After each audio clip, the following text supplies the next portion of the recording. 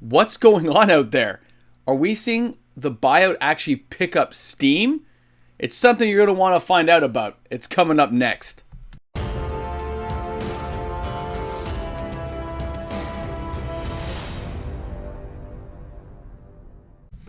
Can you believe what's going on? This is crazy. I cannot believe... Wait a second. I'm in reverse. Welcome back, guys. MTG Moxman here. If you're new to my channel, smash that subscribe button. Join in the fun. Content is uploaded daily, 7 days a week, with live streams on Sunday, and we're looking forward to seeing everyone there. All right, let's get back to the nitty-gritty of this, guys. I'm actually seeing sales start to pick up. Okay, as prices are decreasing in some of the areas of the cards we talk about, the actual sales figures are picking up for those cards.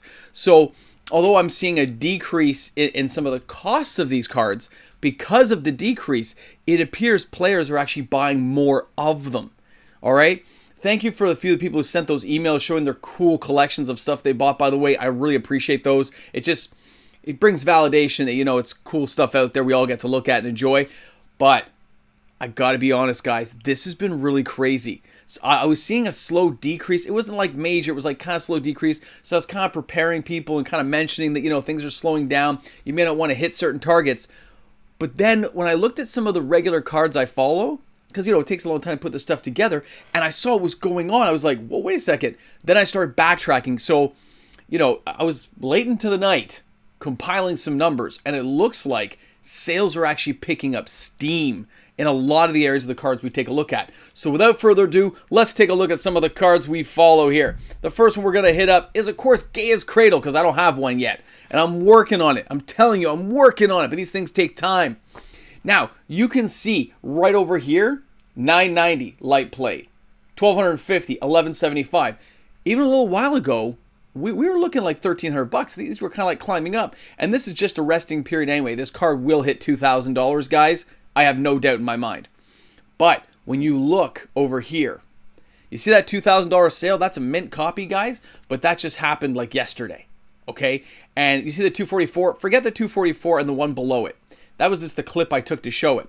There are lots of sales in the $1,000 to $1,200 mark inside here, as well as locally. A few got bought before they even got put into their system. So a collection was bought, but players were looking for it, and they got calls right away, and they picked them up the same day. And that's locally here in Toronto. So I got some information from two of the LGSs here that sales are actually pretty strong in the sense of some of the cards we're talking about, which is reserve list.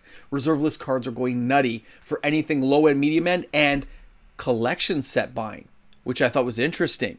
A lot of people are coming in trying to complete sets, and that's even for modern sets, which I thought was very funny, but it's true. They said, yeah, a lot of people come in, they're buying one of everything or two of everything, but they're buying 50, 60 cards at a time. So some of the places that had small reserves of these, they're gone. Like the Dark or Fallen Empires, they're being cleaned out of set copies, which is funny. Okay, I just thought you guys might like to know that stuff. Now, City of Traders is not one I focus on too much, okay? It's always going to stand on its own. But again, the sales are picking up. Not at the price range. Like you see over here, they sold a little bit higher, okay? But when you look here, look at the 406, 437, 412. Look at those sales figures, right? That's what they're selling for, but this is what they sold for last week. And there was 9 sales within that short period.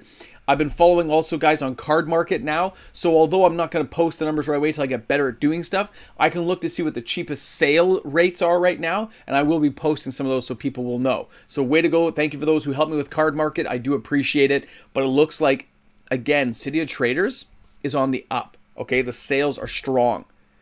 And I don't have enough time every day, guys, to post every card I'd like to talk about in the financial sections. But I gotta be honest, it was kind of unique to see this stuff pop up like this. So I'm kind of excited, if you can tell, about the video today, because it was just, there was so much. It was like, I was seeing Throw Champion like $10 and stuff, and I was like, wow, man, picking up steam. Now, those are for near mint copies, but still. Now, our next card today is Yogmoth's Will. Yogmoth, again, is one of those key cards. I remember when it was a $10 card, and I thought nothing of it. It's just a card I used in a deck. I actually only have one, because I only used it in my vintage deck. I never thought to buy a playset because it was restricted at the time, right? So I look here and I say, okay, I remember $15. This thing's close to $400 now, okay? And the foil copies, the DCI promo ones, guys, those are even higher. Those are like $1,200, $1,300, $1,400. If you're a foil collector guy, or girl out there and you have those, congratulations, awesome. But sales and selling is strong. They're matching and pairing quite nicely off against each other, and that follows TCG Player, Card Market, as well as eBay.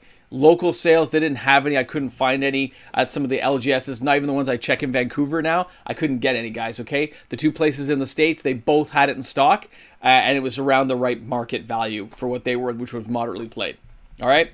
Now, again, it's still really kind of crazy to think about, to see this stuff go up, but I think it's because, as we know, the stimulus checks came out for people, as well as actually employment numbers are going up, so people are feeling more safe about spending some of that cash they may have been hoarding. So I'm seeing, like I said, the set collections I thought was awesome, but also just seeing the general buying consensus is wicked. Now again, I'm not saying you should take advice from me, as I'm a guy in a basement with a stack of Magic cards behind him, and I didn't graduate from Magic U. So I have no financial background, okay? Nothing at all. You should not be listening to me, okay? This is an entertainment channel. But let me tell you, here we go again. Yavimaya Hollow. Again, this card is actually a little bit undervalued still. It hasn't been picked up to that 150, 160 I expected to be at. There has some sale figures for the near mint copies, but I figure the near mints are going to hit 500. Remember, guys, this doesn't have a drawback, okay? It can regenerate creatures for green, and it doesn't come into play tapped. So lands like this are going to be desirable. The middle one there says 132 is actually a Portuguese copy, and the one above it at 119 and the one below it at 124, those ones, of course, are English copies that I found, and there was lots available. So this card is definitely not being utilized to its fullest. It's going to be on the market for a while. You don't have to jump on this one right away. The prices are going to stay pretty standard for this one for the next little while, although it is going to be a $500 card. Now, when we take a look here at Apocalypse, now I like this card mainly for the art, but the fact it is red removal. I'm talking wipes the board clean, which red doesn't have a lot of, right? Think of the new sets and stuff. Removing everything. Yeah, you discard your hand, but you don't cast this until you're desperate, right? So you wouldn't cast this card just for any reason, but the idea that red has removal like this back in the day was crazy. It's the same as when you see white counter spells. Nowadays, Wizards doesn't gear things that way. Old cards like this will continue to gain, and they're underpriced right now. So Apocalypse, way to go, buddy. You're rocking it, and you're not too expensive for moderately played copies. Even a near mint copy like $40, I got no problem with that. Good card, gonna hit $100. All right, now we opened this on the good old channel here. We opened Goblin Wizard. Remember this when we did the pack openings for the channel celebration? When we opened that bad boy, I slid him right into a sleeve. I said that guy's good. I think he was $105 at the time when we got him. You see him now, sales figures. Now, I couldn't break up the sales figures again in the sense like I couldn't just piece everything together nicely, so I didn't bother. $199 is what one sold for this week. There were some other sales at the 170, 180 mark for slate played. You see over here the mint copies at the 212, 23. Perfect. This guy's going to keep climbing. This is one of the key cards in Dark that people really want. So set collectors have got to get it anyway. And again, it's not so expensive you can't go for a near mint copy. Get it while you can. This bad boy is going to continue to climb. So it's just something to be aware of. Now, before I end off the video today, I wanted to hit you guys up, those who stayed this long, the true champions of the channel who made it this long and are smash subscribed to this channel and are watching me drink coffee right now. Because yeah, that's the way it is. Coffee. We are talking the last little bit here. Now, I'm going to let you guys know, from everything I researched last night and the last couple of days to piece this together, the Dark, Legends, Unlimited, Beta, and Alpha are all up. All the sales are up. Now, it may not be for every card across the board, but they are up. Okay? I'm talking hundreds of sales. Enlotments, collections, individual cards. I couldn't believe how much I found.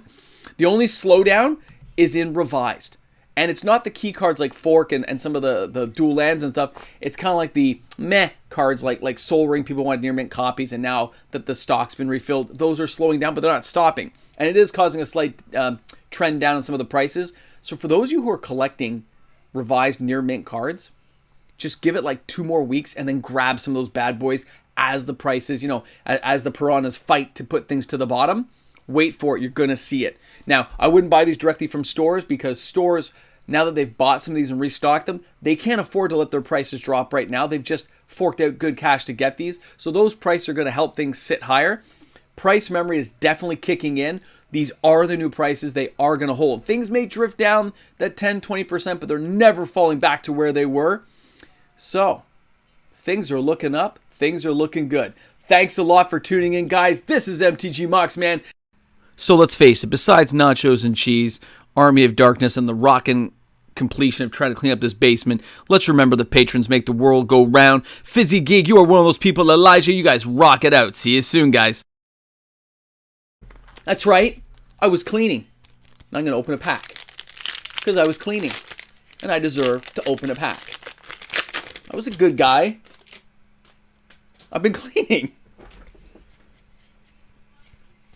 See if we get anything good here. What we got? We got a Sage. We got a Demogoth Woe Eater. That's kind of scary. We got Closing Statement.